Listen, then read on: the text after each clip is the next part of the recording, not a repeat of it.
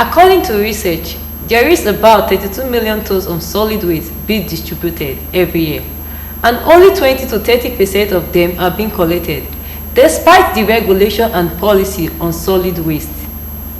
Nigeria's quest to achieve the Sustainable Development Goal could be an exercise in futility if the country refuses to implement strategies, practices to manage its solid waste level. Hello everyone, welcome to another edition of Environmental Watch. Today we're going to be discussing on waste management. I'm not going to be doing this alone, as I have a special guest here with me who is going to be telling us more about waste management. We are welcome, sir. Good morning. Welcome very much. Thank sir. you very much. Yeah. Thanks for having me. Yeah. Please, sir, can you introduce yourself to the house? Okay. Dr. Vincent Oje is my name, Okay. from the Department of Geography, Taraba State University. Okay. Thank you very much for coming, sir. Thank you. Okay, sir. Yeah, you said something about this quest to achieve this sustainable development goal by 2030. I don't know how possible it is for the country to achieve this sustainable development goal. Okay. Thank you very much. We know there are 17 global goals with about 160 just now objectives. Now, each of these goals are tied to our sustainability as a nation, and we have to take them part by part. Which way are we on the right path? Because these goals are interlinked. Thank God, the Paris, what's it called? They just finished COP26, which is the Conference of Parties, which took place in Scotland. And luckily, every leader in the world attended that. And we were thinking that that's going to be one of the conferences that is going to help us control the dangerous emission of carbon and other waste on the Earth's surface. Okay. And Nigeria was there, other countries also was there, but from the look of things, there are feelings that this, in terms of resolutions, actions taken, this might be the worst COP so far, because our nations pledged to the Global Fund is not meeting up as expected, and where nations are declaring to actually stop emission. Now, coming to Nigeria and the global goals, which is Agenda 2030, if you look at the time, this is 2021. We just have like 20 few years to go, to few years to 2020 to 2030. My fear, I have some fears whether Nigeria will actually achieve the global goals. Exactly. The 17, all right. The reasons, one, before even the global agenda, we have actually set Agenda 2020 for ourselves as a nation. Last year was 2020.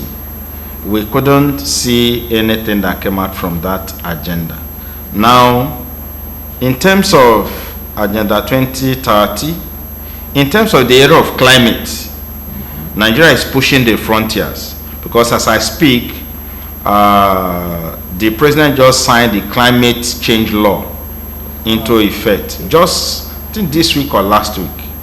That is unprecedented, because you see, so many things are tied to this. If you are talking about like the discussion on waste now, everything is tied to also the issues of climate. Yes. Even the issue of COVID-19, people have had the feelings that if you must solve that health issue, you must solve climate change issue.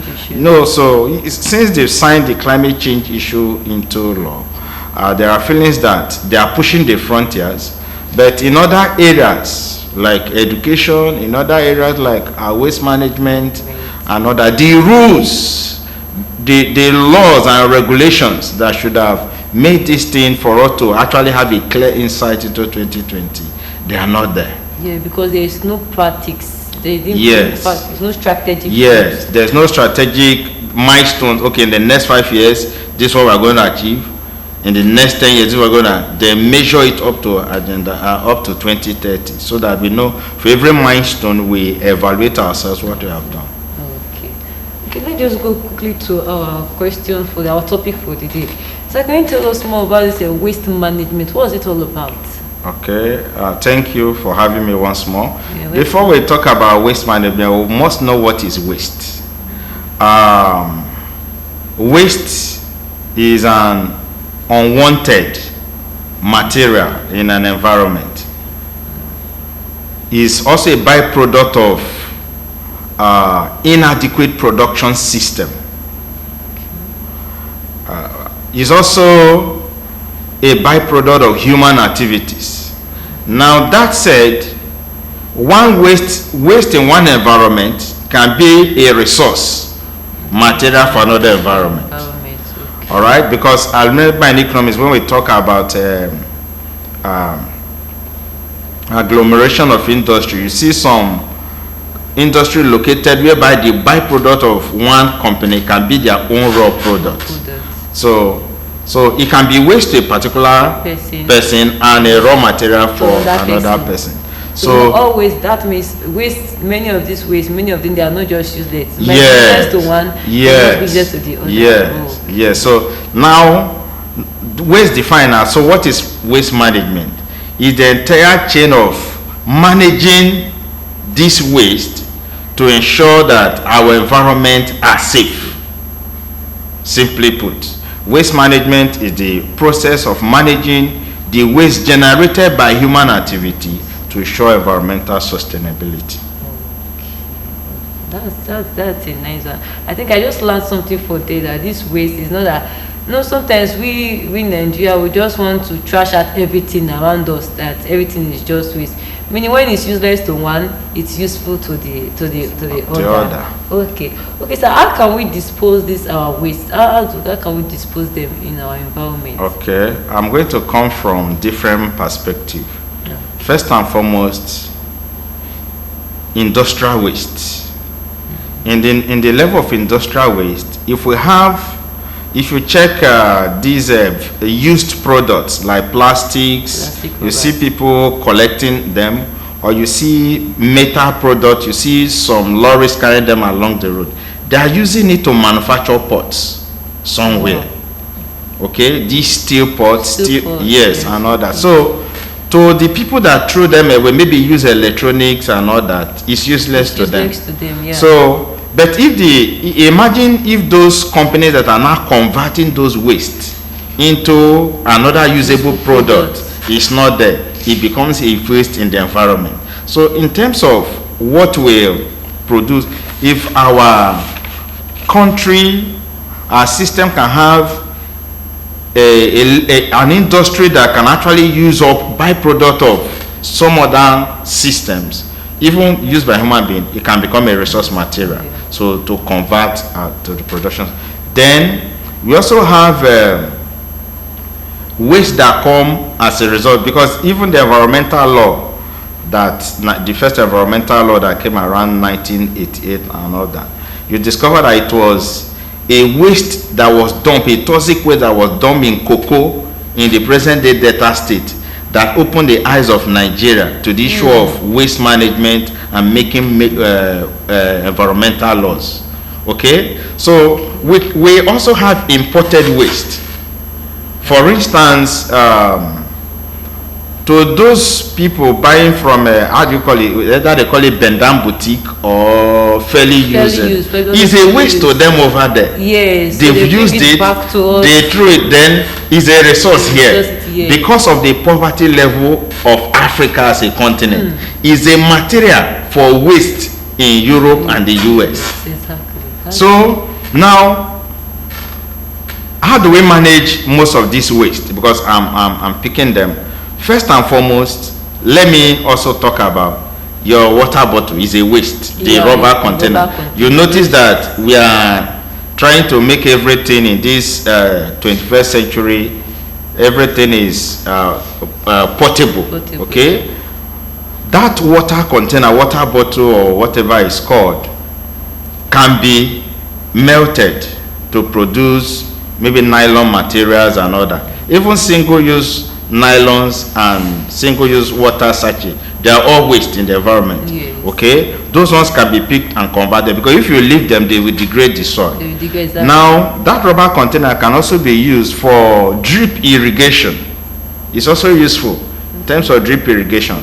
So it becomes, you cut it open, then that becomes then cover it, just punch a hole, the water will drop in through the hole into the plant. It becomes usable again. Okay, and you also notice that locally in Jalingo here, what you can see where they use it often is people making kunu and zobo and all that. They go to occasions where people take this and dispose them as waste. They pick them, wash them, and reuse them. So their life cycle continues. So those are the different ways of curbing waste. Then, another thing for farmers. You see, during the corn season, you have a lot of waste in our cities, because you just go cut the maize, bring the body, comb, the shaft, everything to the city. You see those people roasting corn on the roadside. They remove it, pack it by their side. Before evening, it's already in the water channel. The gutter, in the gutter, and that is also the period of rainy season. Because people often talk about flooding and all that. Sometimes it's also our activities in the way we dispose our waste that is also helping either to fill up the drainage or to block the drainage. And that leads to flood. Exactly. Okay, so do we have any record of outbreak of disease as a result of improper waste management? You know, people just go out there and dump their refuse anywhere they see. No proper management of dumping the waste. They just throw it anyhow, and it has led to many health issues around the environment, and people are suffering from this illness, and they don't even know that they are even the cause of these health issues around them. So I don't know if you can help us enlighten the viewers out there about this improper way of disposing our waste. Thank you very much again. You see, normally this issue of waste management is a two-way thing. The government on that side have to be strong or to be deliberate on the rules about waste management, and the people that generate the waste must be involved. Now, if you are talking about issues of disease outbreak, if you notice also during the rainy season where these wastes are kept, apart from the issue of very stench odors coming from this waste. Now, aside that, these waste from the research we have even carried out in Jalingo are points where malaria are very, very rampant, because they serve as accumulation point for water body, which serves as a breeding ground for mosquitoes. And of course, when the people start complaining of malaria, they will not know that they were the one that caused the breeding ground for the mosquitoes to produce and have so much impact on that immediate environment. And secondly, we've also carried out a research that is in press right now on even electronic waste, because we started noticing it in Jalingo. Electronic waste, which are waste from your laptop, your used phone, everything electronics, okay? Where TV station, TVs, cameras and other, where people just, once it's out of use, they dump it. Some people, they panic. We've also noticed that there are heavy metals that is polluting the soils found in those places.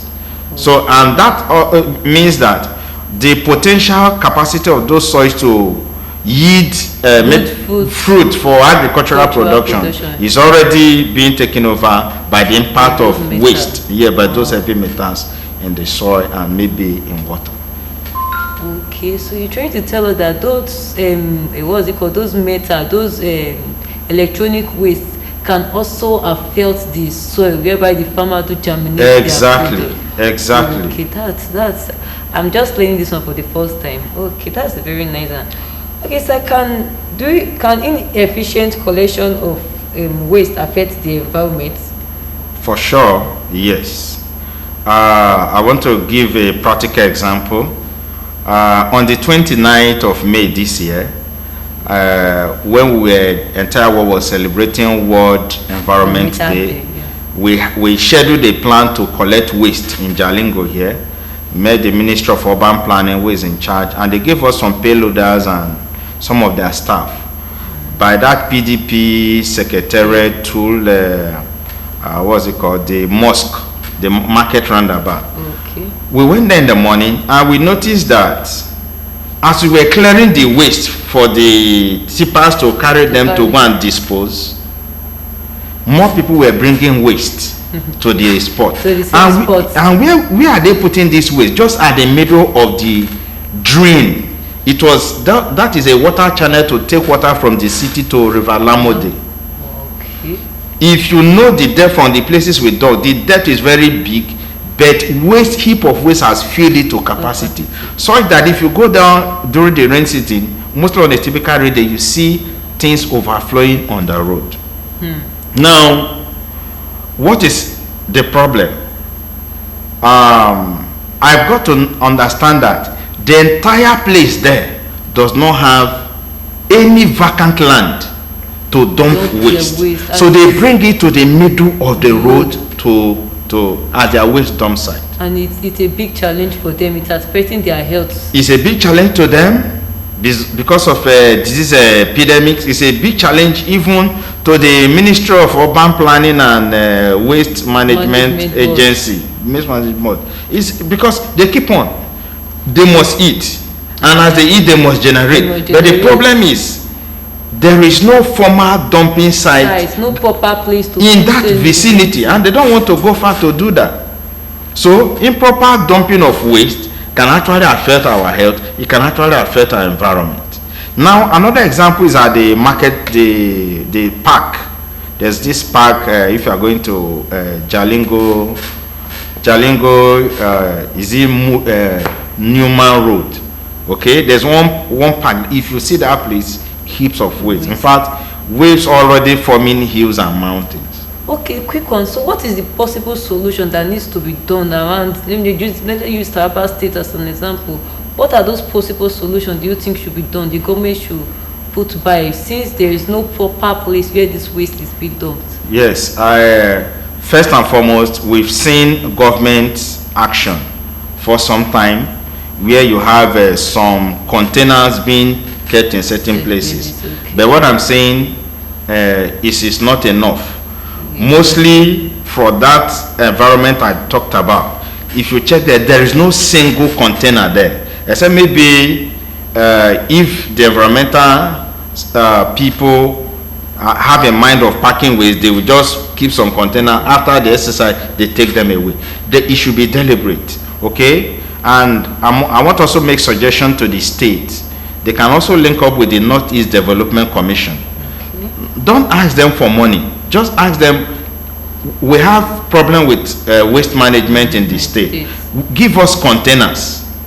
So they can supply containers. When they put this thing in strategic place, yes, one issue is to put them there, another issue is for the people to pay and put them. But it will definitely reduce the waste. And there's need for environmental sanitation in Jalingo. Yes. Every month end. I was thinking there was one that they say every Saturday, every last Saturday of the every month. Yes. Yes, no market for that day. It's from it is not effective. We've not seen it. Okay, it's no more effective. It's not effective. If it exists at all, it's not effective, because that day, far between 7 or 6 to 10 or 6 to 9, they are supposed to block all the roads. Yes. Everybody involved in that exercise, they clean up the state. That is why places like is effective in places like Warri in Delta, or Delta as a whole, Lagos. They don't joke with these things. And the more we keep silent over this over here, we keep on accumulating. By the time we want to, it becomes a bigger issue. And I think the government has to do something about it. No, it's the role of the government to lead the way. If they lead the way, the people will follow, because they have mobile courts that will try people if you contravene. They will have mobile court and you pay. If people are not willing to, they will clear the environment, clear their surrounding. What you notice in Jalingo, when people wait for government, wait, and the heap is blocking their road, the youth in that environment will organize themselves to do. If it's a deliberate exercise that every month, last Saturday of every month, this can be done, we can achieve a lot in a long while. I think the cleanliness has to start from us. We should not wait for the government to actually come and start cleaning our environment from us. Yeah, that is individual responsibility. Exactly.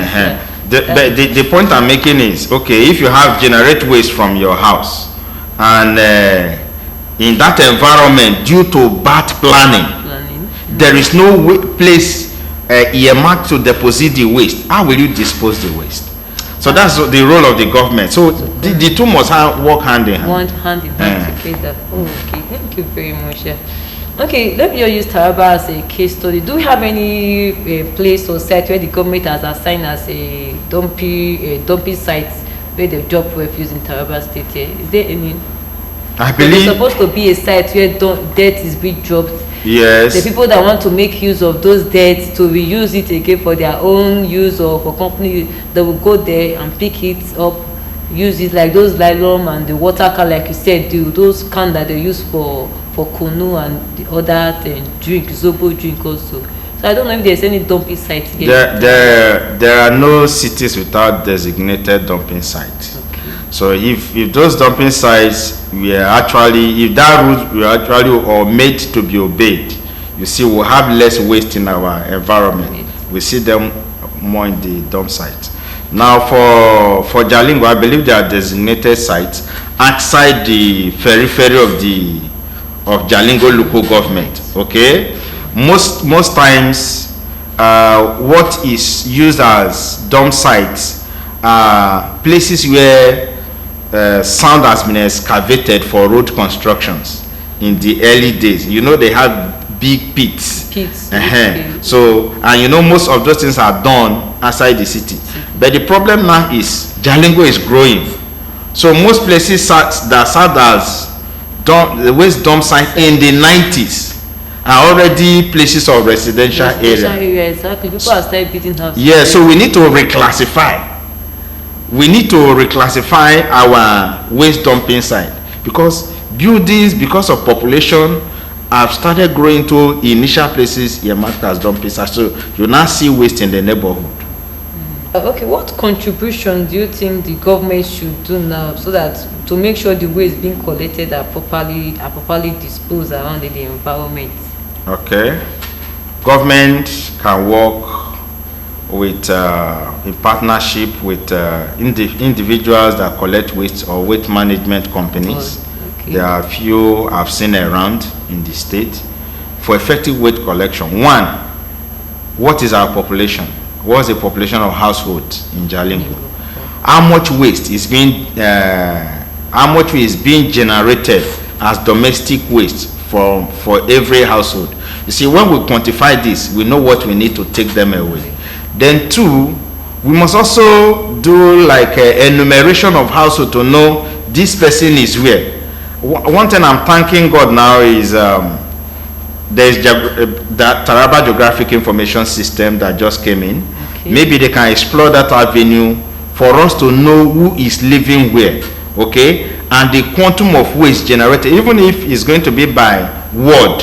Jalingo has 10 political wards.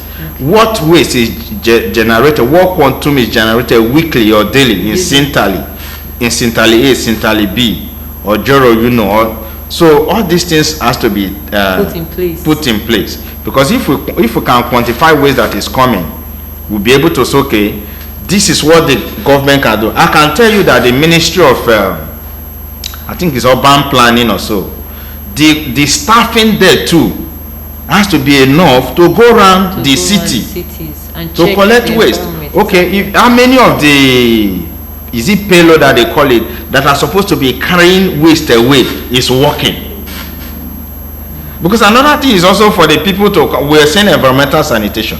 What if everybody now comes out and you get across the road, you see waste dump on a particular Saturday? Does the government have the capacity to remove all those waste within the next 24 hours so that it will not also cause a problem in the place? Like what you just, I think I have an experience in Lagos where when I traveled and you see people don't drop waste at the center of the road. Yes. And once it's 6 in the evening, those debts are no longer Yeah, there. that's what I'm saying. I think that's statutory needs to Yes, be to be, implemented here in yes, Taraba yes. State. It's Yes, going we have to be increase the well. capacity of the Ministry of Urban Planning, where the people, mostly the one in charge of waste management, we have to increase their capacity. Maybe the equipment they use, we have to staffing and all that to be able to go around. Then we can also partner with private individuals to actually achieve this. Okay, just this quick last question. So what advice can you give to our viewers out there on how to manage waste properly to avoid health hazard and other environmental issues around us? Okay, quickly, I want to tell Tarabians that waste management is two-sided. We have individual responsibility and we have government. At the individual level, for instance, you are a farmer. You can remove most of those constructs from the farm before coming to the city. You reduce your waste. Exactly. Then two, single-use nylon. If you are going to the market, you can carry a degradable nylon that can buy all your things. What we see here, you buy Biro, they give you one black leather. You buy Maggi, one black leather, and all that. Before you know, you pack like 10 black leathers to the house. By the time you remove what is there, you throw them. They start hanging on fences. So we can reduce that by collecting less, because it's what you take home becomes waste to you. Exactly. Okay, so those are the ways. Those that are selling something on the knows that designated areas to put this with, they should go there and put those waste, not dumping it on the drainage system. And the system. All right, thank you very much, sir. And to our viewers out there, I hope you've learned something today about waste management. Remember that when you keep your environment clean, it keeps you away from health issues. It keeps you away from a lot of diseases.